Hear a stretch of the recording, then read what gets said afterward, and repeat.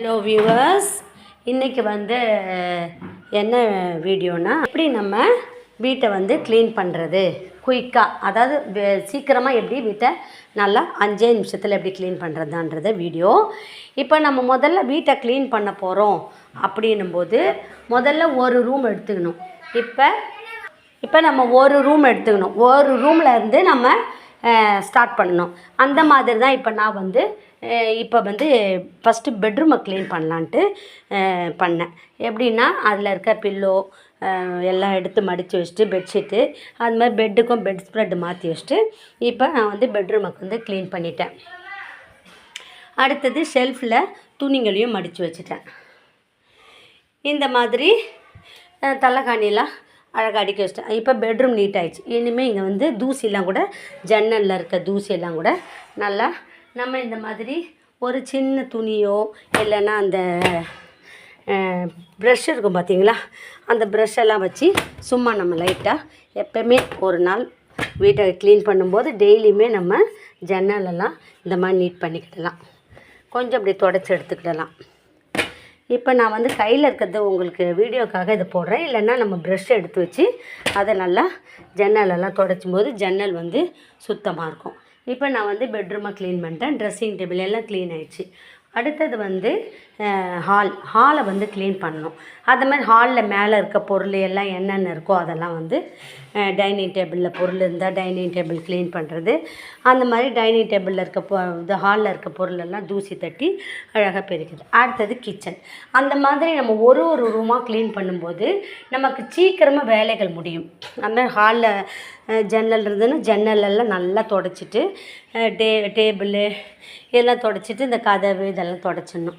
தொடச்சிட்டு அடுத்தது கிச்சனில் எல்லா பொருளையும் அழகாக எடுத்து ஓரமாக எடுத்து வச்சுட்டு அதுக்கப்புறம் எல்லாம் தொடச்சி க்ளீன் பண்ணும்போது நம்மளுக்கு வீடு நல்லா சீக்கிரமாக க்ளீன் பண்ண முடியும்.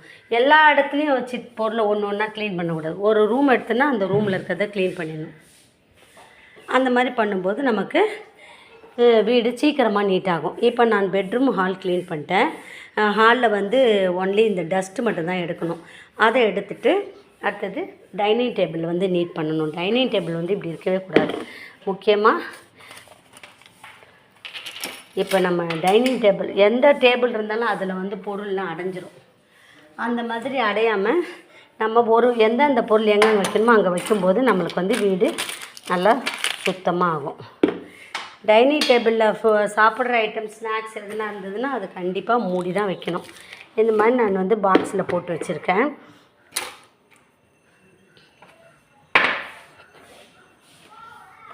கண்டிப்பாக டைனிங் டேபிள் இருந்ததுன்னா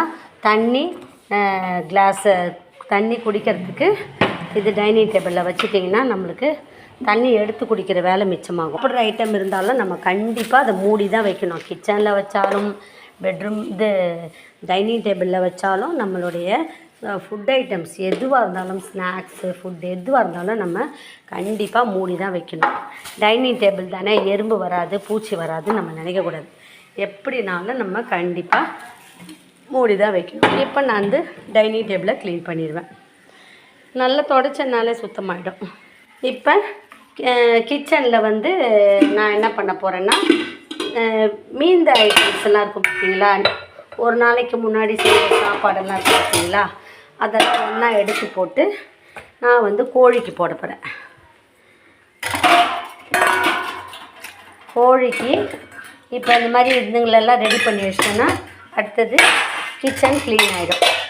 இதெல்லாம் ஜிங்கில் போட்டுடணும். இதெல்லாம் இப்போ கோழிக்கு எதுவுமே போட போகிறேன். இந்த பொருளெல்லாம் எடுத்துக்கிட்டேன்.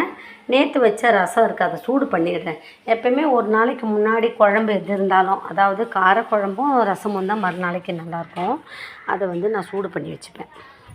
சூடு பண்ணி வச்சுக்கிறேன். இப்போ இந்த கோழிங்களுக்கு போட போகிறேன். கோழிங்கெல்லாம் வரப்போகுது. என்னடா ஒரு கோழி தான் வந்திருக்கு? பா 2 கோழி வருது. மற்ற 3 கோழி அந்த வான் கோழிலாம்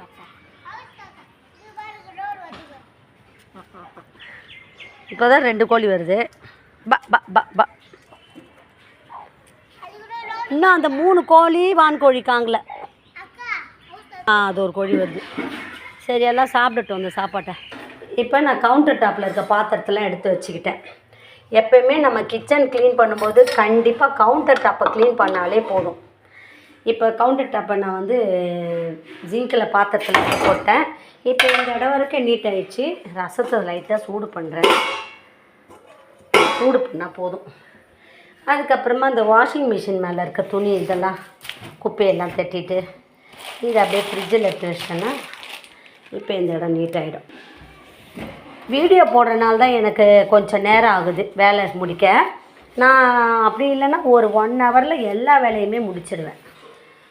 இப்போ வாஷிங் மிஷினையும் சுத்தமாக க்ளீன் பண்ணிட்டேன். இனிமேல் கவுண்டர் இந்த மாதிரி நம்ம க்ளீன் பண்ணும்போது க்ளீன் பண்ணிட்டு மாவு போட்டேன்னா மாவு போட்டு பாத்திரம் கட்டினேன்னா இன்றைக்கி ஹவுஸ் ஒர்க் வீட்டு வேலை சரியாயிடுச்சு. இந்த மாதிரி நீங்கள் செய்யும்போது வீட்டு வேலைகள் சுலபமாக முடியும்.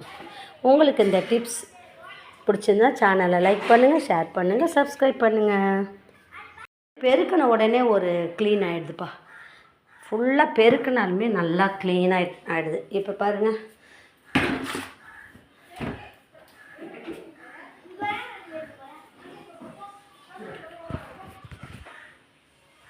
இப்போ பாத்திரத்தையும் கழுவிட்டேன்.